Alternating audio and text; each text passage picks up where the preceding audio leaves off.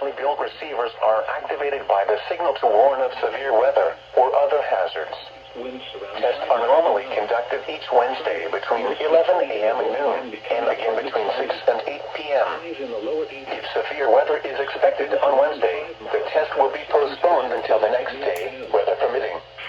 Reception of this broadcast, and especially the warning signals, can vary at any given location. This variability, normally more noticeable at greater distances from the transmitter, can result even though you are using a good quality receiver in perfect working order. Oh my gosh. Warning alarm tones are activated on transmitters for counties where the signal is reliably received, in sufficient strength for consistent and dependable service.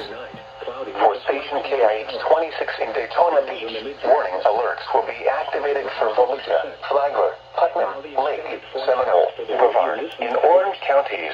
For station KIH63 in Orlando, warning alerts will be activated for Brevard, Lake, Orange, Osceola, Hope, Seminole, and Volusia counties.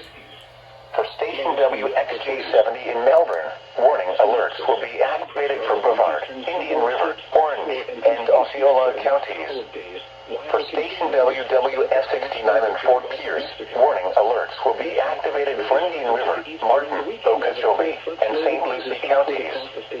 This has been a test of the NOAA Radio Public Warning System. We now return to the regular broadcast program. And allowing drier and cooler air to work in.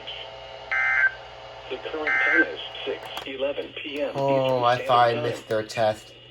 Now for the official National Weather Service forecast issued to Wednesday, February 2nd, 2022 for the KIH63